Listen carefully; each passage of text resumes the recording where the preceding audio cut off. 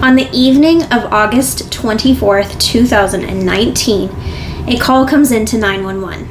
It is a concerned citizen saying that there is a suspicious male. The male was walking south on Billings Street wearing a ski mask and flailing his arms. The caller said clearly during the call that he did not believe the person was armed and he did not believe that anyone was in immediate danger. Shortly after, police arrived. They made contact with the man, but what happened next was heartbreaking. This is the Elijah Mcclain story.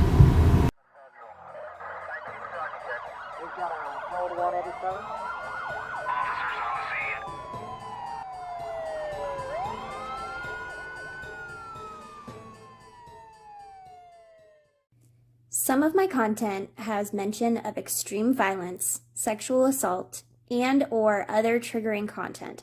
Discretion is advised. So, before we get fully into everything, I just wanted to give a update that this is going to be very upsetting. This story deals with police brutality, and murder by police, and I don't say that lightly. This was murder. Elijah was the victim, and these police officers were the killers. And I am making sure that I use those words, even though Daddy YouTube doesn't like them. Because this is important. I read through the whole transcript, and I put most of it in here. So my first while of this podcast is going to be the full transcript of what happens, because this doesn't take too long. What I will say is there's a lot of layers to this story, but it was emotionally draining writing it. It's going to be emotionally draining hearing it. This is a very heavy story. And so, if this is not your jam, I'm cool if you skip it. If you get upset at any of this time, skip it, take a break, do whatever you need to do, because this should and will not be taken lightly. So, that's my 2 cents. Go forth. What I would say is, if those things are true and you don't want to watch this, this is a very important case, though. Please read a little bit about it. And, even if it's hard to listen to and not something you don't want to listen to us because you don't want to hear us go into details, at least read some, quick articles on it, because it's something that you should know has happened. Mm-hmm. I also will say their court dates are this month.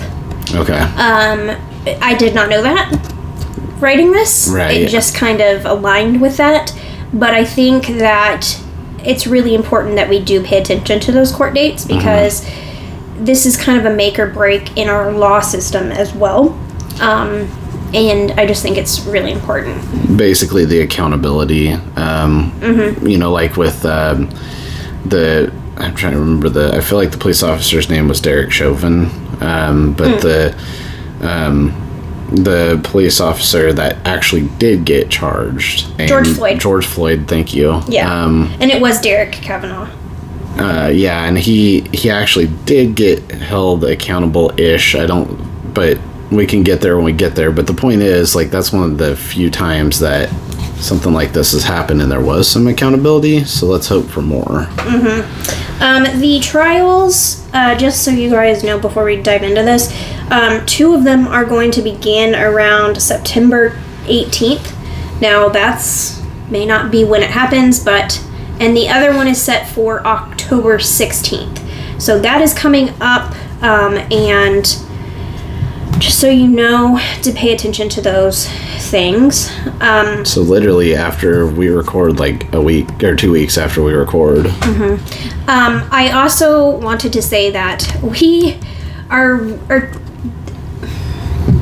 I don't know how to put this in the right way. We try to be very non-biased in our stories. I try to write it to where you can draw your own conclusions to who's right and who's wrong. However, this is not one of those. I'm going to be biased probably in this. Say what you will, do what you will. If you don't like that, that's okay. I think some bias is okay when you specify that's bias too. Like when you say it like you are, that it's bias. Like it, you know. A lot of stories, I go both sides. This one, I do not. Yeah, and this is, speaking of bias, I was going to mention this because we talked about this between the podcast. One of our listeners mentioned on the last one about the Amazing Randy. Apparently that was biased on the documentary. So go look into the Amazing Randy, because apparently he was not as bad as the documentary painted him, and also that means he's not as bad as we painted him. So that was a documentary review. So yeah, it was a documentary, and we had to go off of what they were going off of, but you know, we want to be correct too. So maybe Amazing Randy wasn't that bad of a guy. Shout out to the listener who pointed that out. But we can move past that. But if we make a mistake like that, we will correct it. Right. And I make mistakes in my research, and I am fully fine to own up to them. Yep. So, like I said, disturbing, caution. Please don't listen if this is gonna, you know, send you into trauma, basically. Yeah, but do look up the moral or the gist of the story, though, too, to know, because it is important. Because the fact that it is disturbing and distressing is the whole point. Yes. It is very, very hard to hear because it is so traumatizing for everyone involved. Mm-hmm. So here we are. All right. So do you have anything about kind of setting the timeline here?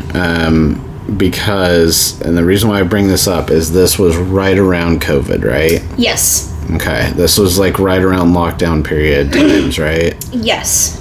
So this was August 24 of 2019. So we haven't went into lockdown yet because we did in 2020, correct? Right. COVID, I think you're right. COVID-19, and I'm not by no means an expert, but I feel like I know this much well enough to say it. COVID-19 is because the year it was discovered was 2019, but the year that it really started happening a lot was 2020, but it was discovered in 2019. So I feel like it was discovered at the end of 2019 or, you know, somewhere in that, and then 2020 is when we started having the lockdowns. Yeah, it plays a big part in this, as well as like George Floyd did, and we will get to all of that stuff. Sure. So yes, timeline is very important here. Like I said, what I did on my research here was this first part is straight from the body cam footage on those police officers, and that has been released. I am going to go through all of that. We will probably take a little bit to discuss certain things, and then I'm going to go into the breakdown of what happens after, who Elijah was, and where we are now. Okay. So that's our coming up on, I guess. That's the that's the I don't know, itinerary, the schedule. Right. Yes. I don't know if this will be 2 parts, but we'll find out. Yep. Okay. Depends on how mad we get. Yeah. So this part, like I said, is released from the body cam footage that were on the Aurora, Colorado Police Officers that night. I will link below so you can read word for word, and see the footage if you want to for yourself. I didn't take a lot out, didn't move around a lot. I paraphrased a little bit when it's like dead air, but that's about it. So I'm telling you right now, this is disturbing and distressing to hear. Police made contact with Elijah and told him to stop. That's the first thing. They tell him that they have the right to stop him because he is being suspicious. They tell him to turn around and he began putting his hands behind his back. Elijah is saying over and over, "Let me go. The police tell him to stop tensing up. Elijah states, "I am an introvert. Please respect my boundaries that I am speaking." The police continue to basically manhandle him. Elijah then says, "Please stop. I'm just going home." The officer says, "Relax, or I'm going to have to change this situation." Elijah begs him to leave him alone. He says, "You guys are starting to arrest me, and I was stopping my music to listen. Now, let go of me, please." The audio is somewhat hard to hear because the noise and the crossover talking. The cops begin saying that they have his arms. Then they tell him if he doesn't stop, they will tase him. Elijah says a couple times, "Please, please, I can't breathe." Then he says, "My name is Elijah Mcclain." And this is where I'm going to go word for word from the cop cam.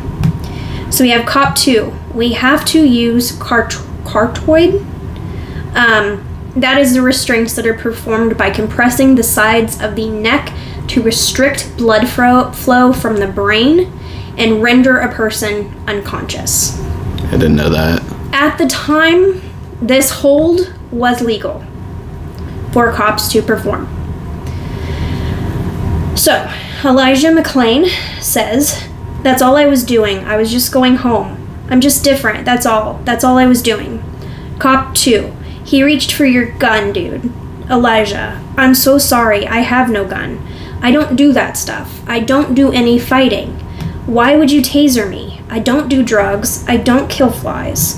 I don't eat meat, but I'm not a vegetarian. I don't judge people or anything. Please forgive me. All I was trying to do was become better. You are beautiful, and I love you." Cop 2, "That's fine." Elijah, "You can try and forgive me." Cop 2, "He was hitting at us." Elijah, "Officer, I'm a Pisces sun and a moon Gemini. Stop, stop. I'm so sorry. That really hurts."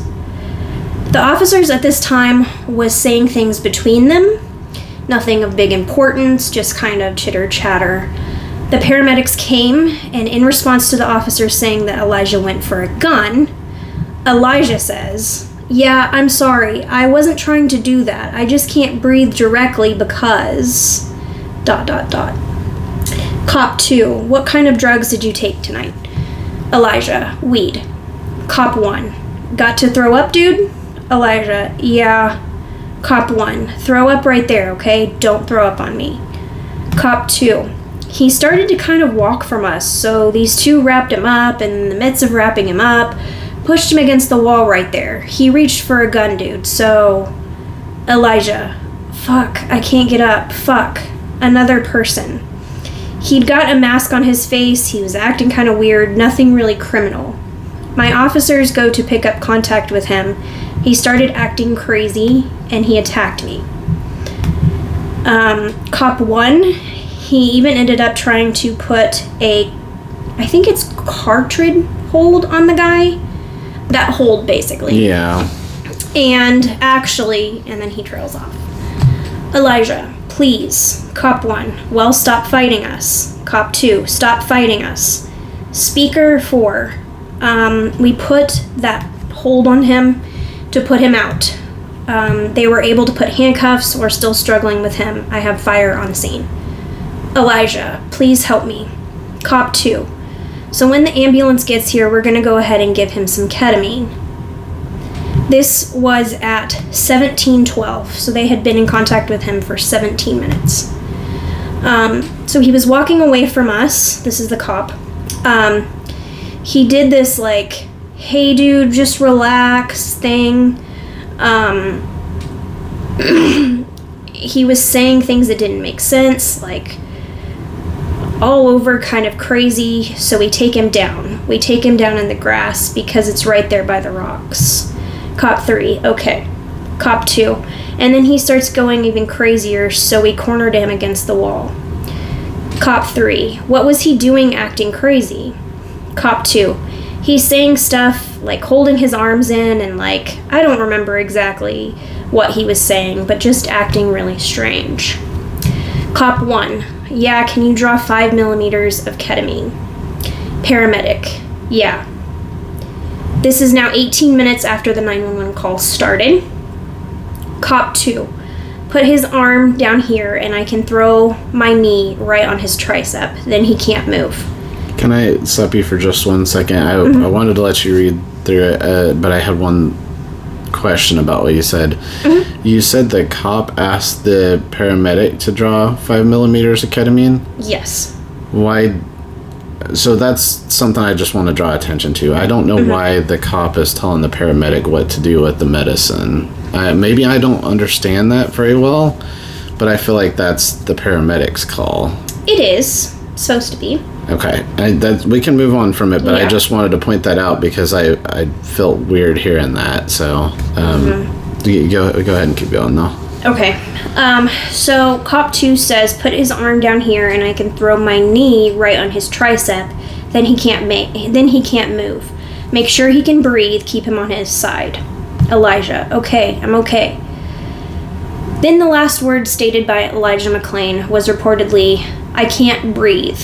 I have my ID right here. My name is Elijah McClain. After that, he goes in and out of consciousness.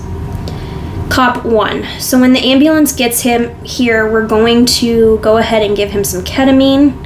Cop 1. Once the medicine kicks in, we're going to uncuff him and put him on the bed, and then we're going to restrain him after we put him in the bed.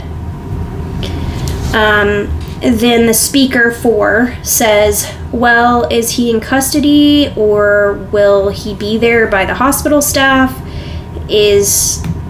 How's he going to get him on his side? Let's get him on the gurney. First grab this, I got it.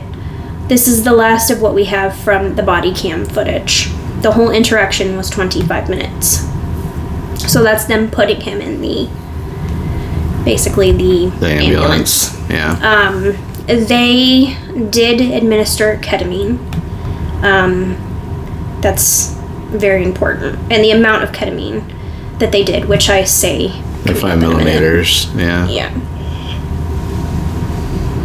So... I know that was kind of back and forth. I know that wasn't the best way to get this information across, but I wanted to make sure that I got everything in there. I think you did a good job of it. I wanted to give both sides because I want to present the evidence fully of what it is. And I want you to see, like, some of the cops said, like, make sure he can breathe. Things like that in here. Because... they were wrong, completely wrong. But there were little bits in here where you can see maybe... like, not fully I don't know how to say it. Not fully intent for what the thing that ended up happening. Like, maybe they weren't fully intending on it to happen, but it still happened. It doesn't change that it happened. I feel like I just need to take a deep breath after all that. I know you talked a lot there, but you did a good job reading that. And it's just so hard to read. Yeah, it is. So I will say, one of the things that I thought about in this that is kind of, you talked about saying both sides. I want to mention, like, we understand that police's jobs are hard. Right, and so we understand that, like, it probably is hard to tell when somebody has an intellectual disability versus maybe somebody who's high, because I think that's what they thought was that he was high. Yeah. That doesn't excuse what happened and how it went, but it's going to be hard to know those differences, I'm sure. Like, maybe they made the wrong read there, but the things that were the real problem in this was they weren't listening to him. I mean, you heard all the nice things he was saying, like, right, and the things he was so like they weren't listening to him, and they were actively trying to do things like cut off his air supply, even though they did say, like, make sure he can breathe. Like, they also were putting that hold on that you mentioned that is designed to make it to where he can't breathe. So they're doing the opposite of what they're saying.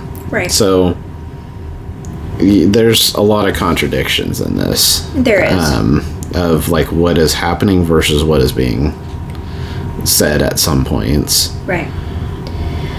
So let's break this down a little bit, because it is a lot of back and forth with what I just said. So, after struggling to handcuff Elijah, officers brought him to the ground and used that hold. We can call it the cart hold, which restricts blood to the brain to render someone unconscious. It sounds, and I believe it's like in the throat. I was gonna say, it sounds to me like what would be like a headlock, basically. Yeah. But not maybe the exact same, but like the same thing as like somebody puts somebody in a headlock and they pass out. Like the same thing happens. Just a different style of a hold, I'm sure. Yep. When medical responders arrived after about 15 minutes, paramedics injected him with ketamine, a powerful sedative. This was all to get Elijah to be cooperative. So let's be clear here. Elijah did not have a weapon of any kind and did not know why the cops were stopping him. They never did say, really, why they were stopping him. There wasn't ever really a reason.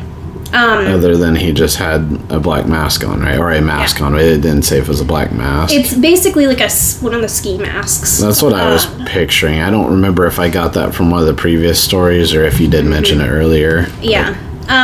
It seems he did resist arrest a little, but I think he was freaking out, to be honest. He was scared, and he was also, he mentioned some things like I couldn't hear you, like I had my music on. I was trying to get to where I could hear you, Yep.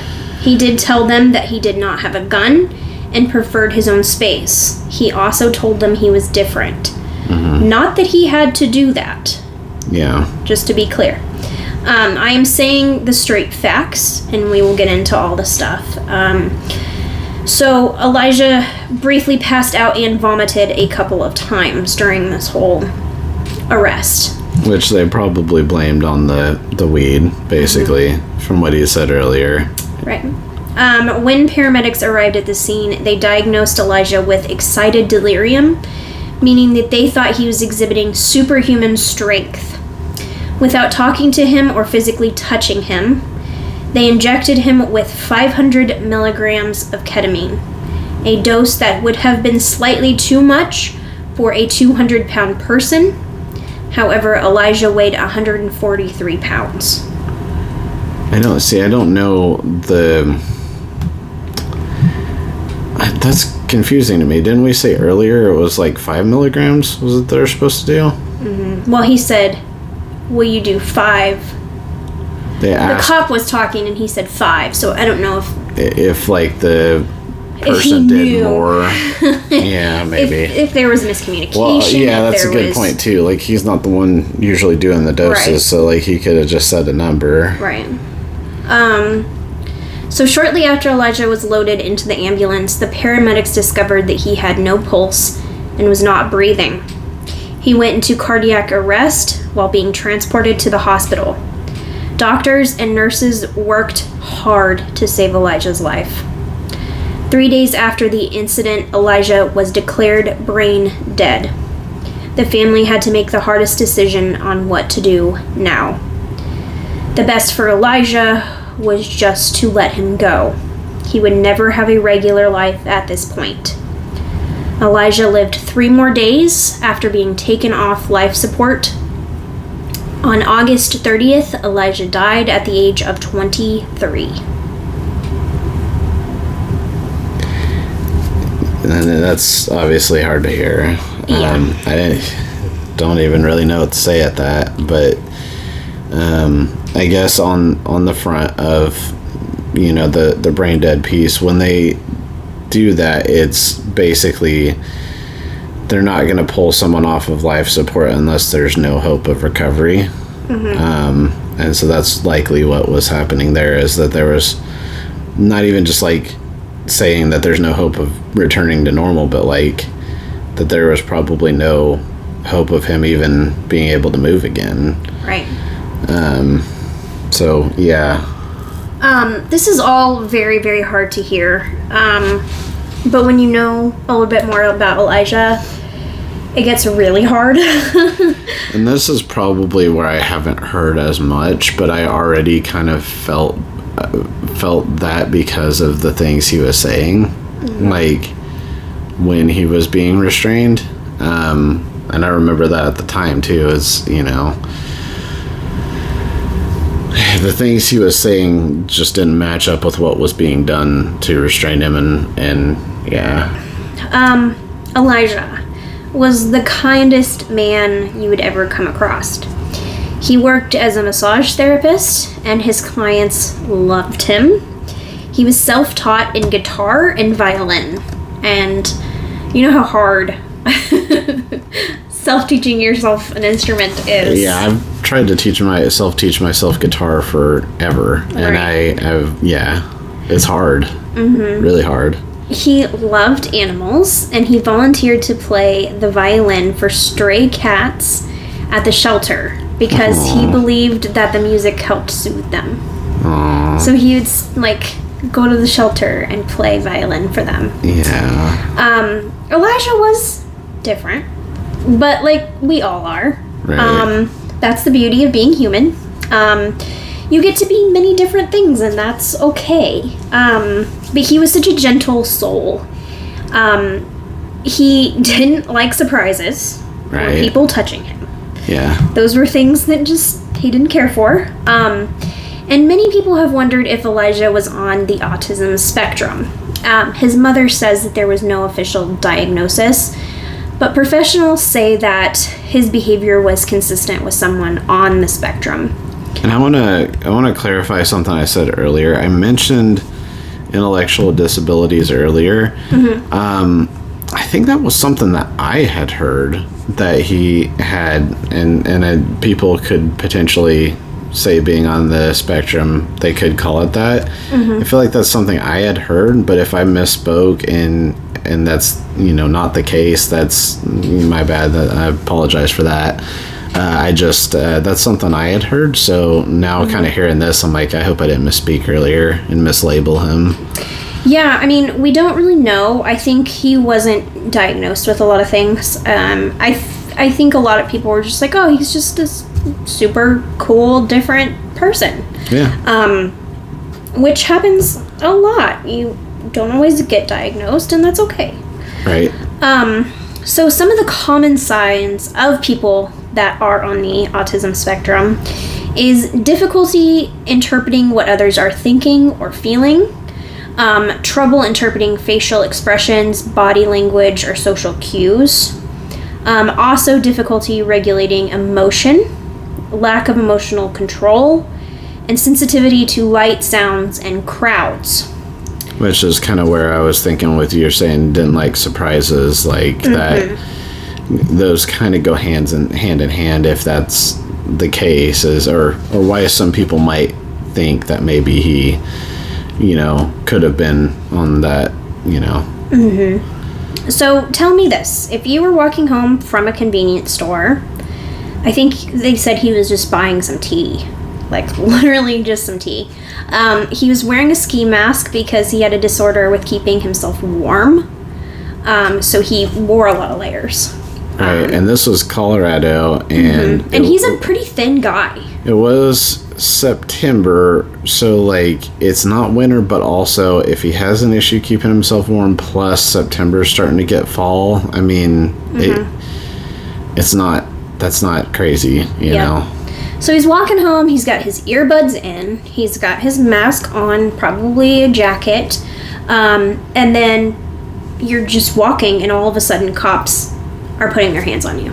Because that's what happened. He had no idea they were coming. Right, yeah, if he didn't look, if he didn't see them, which they claim that he did, right? They claim that he gave them, like, some sign saying, like, oh, it's all good or something. But he could have thought, maybe they're not here for me because I didn't do anything. That's true, too, yeah. Like, he's like, I'm just getting tea. Like, hi, how are you? Maybe he was like, oh, somebody's getting pulled over there. Right. Or somebody's getting we all do busted. that. Like, I do that all the time. Right. So how would you react to that? Not well. Not well at all. I was thinking about this case today, and it literally, he was walking down the street, and he was just a black person and a different person, and he got killed. Yep.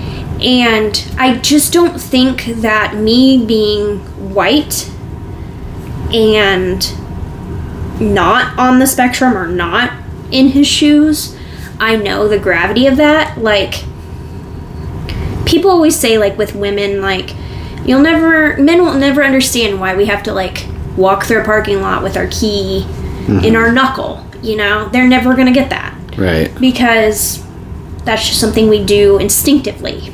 I cannot imagine having to worry about a cop because of my skin color. Right. Or just worrying, like, I don't have that issue, I don't think. I'm not aware of that. I don't feel like I should be scared of cops. And I never had to experience that. Yeah, and so one thing I want to say to that too is, so I think there are people out there, and I don't necessarily have a problem with this way of thought, but I think there are people out there saying, why are these two white people telling this story when they can't relate to it? But I think there's something really important about white people trying to understand and relate to it, right? There's a difference between ignoring it and just being like, this is not a real problem in America, and being like, hey, I understand that it's not happening to me, but I want to understand what it's like for people who have that issue, and try to relate, because I feel like that is going to be one of the things that helps the situation get better, is people trying to understand and people trying to put themselves in other people's shoes. Right. And I know that some of the comments are going to say, like, why are you bashing on police officers? And I will say this as just from my view, and I could be right and I could be wrong, and I never have been in this situation. To me, there are good cops and there are bad cops. The difference in this is that the bad cops are not getting fired. They're not getting reprimanded. They're not getting jail time. Like, that's the thing. There's good people and bad people, and how we discern those is law. And I feel like good cops and bad cops are all the same. Because they're not getting any punishment for what they're doing. Right. So I've said this to you before off camera, and I can't remember if I've ever said it on this podcast, but here's my thing. There is absolutely good cops and there are absolutely bad cops. Now, there are people out there that only argue, one side or the other. They're all bad or they're all good. But what I want to say this to the people who are like, they're all good, what if you were going to pick any profession where you were going to be able to discriminate against people and get away with it, what profession would you pick? Because there are absolutely police officers who go into it wanting to just serve and protect and help people, and I really appreciate everything they do. There are police officers, though, too, that had that thought process of, well, I'm discriminating against whatever race, whatever gender, anything like that. I'm discriminating, and I know that as a police officer, I'm less likely to be held accountable to it. And how do you vet that out when you're becoming a police officer? Like, there's not... If somebody hands you a form that's like, are you racist? They're going to be like, no. Right. I mean, like, how are you going to prove that? Like, it's just, there is going to be bad apples that get in there. And what you're saying is exactly right. Like, those bad apples need to be held accountable. That's what's going to stop that from happening, is when people start going, oh, I'm not going to be a police officer because being racist and things like that. A police officer isn't what I should do to get around the system and be able to be racist, and it'll be fine. Mm-hmm. Not if you're getting held accountable for it. So I think that's one of the big things that would help a lot in this situation is accountability. Yeah. And so hopefully we do see some accountability. And I think that's like the Black Lives Matter protests and everything that kind of happened after that was just a response of like, at the least, don't kill people. Right. Don't kill people. Don't do that. Yeah. Like, and people like did not understand that there are black people being killed every day at that time, even probably still now. And that's what those protests were about, was we need change and we need it now. And I think I saw this on a Philip DeFranco, but he said that with George Floyd, if there had not been a bystander who decided to film this with their camera, would any of us have known that he, put his knee on George Floyd for as long as he did? No. Nobody would have. And I mean, to be honest, like, he ended up seeing that there was a camera there, and he still did it. Right. So, I mean, there's got to be accountability. Yeah. And I'm actually kind of thankful that people are recording for that accountability. And I think to your point about what the Black Lives Matter people were saying is that was absolutely unnecessary. There's no way you can argue that it was necessary. Right. So, at this point, we talked about, all that he's going through. He's just in flight or fight mode. Yeah. Like, that's all that was. And he was trying to tell the cops, like, I have music in my ears. I can't hear you. And they wouldn't give him space to listen.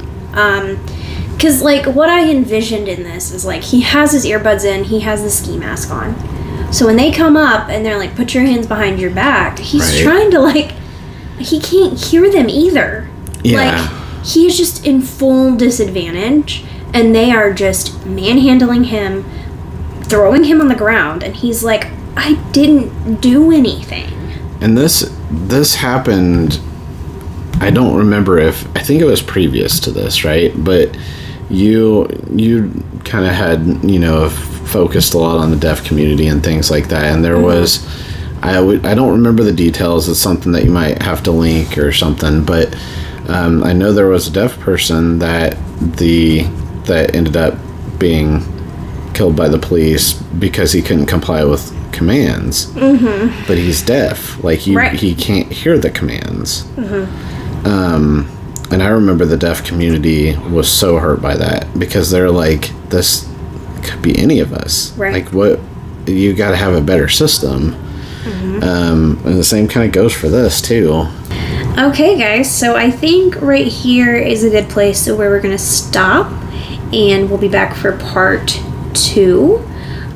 In part 2, we'll talk more about what happened right after this event took place, as far as in the police department and in America. So we're going to hit that in the next part, so stick around. I also wanted to say, I know I said Elijah's name a couple ways. I believe it's Elijah Mcclain. Yep. And I am sorry if I mispronounce it. I'm not good with words, and it's late. But that's not a good excuse, and I'm sorry. So, but you got it right. We cleared it up. Yep, Elijah Mcclain. So we will see you guys next time for part 2. Peace. Bye. Hi guys, I just wanted to say I hope you enjoyed this video. If you like any of the content for Code 187, please click that subscribe button, that like button, that share button. Help us out, help us grow. You can find us on your favorite podcast platforms. Yeah, check us out on there. Give us some ratings.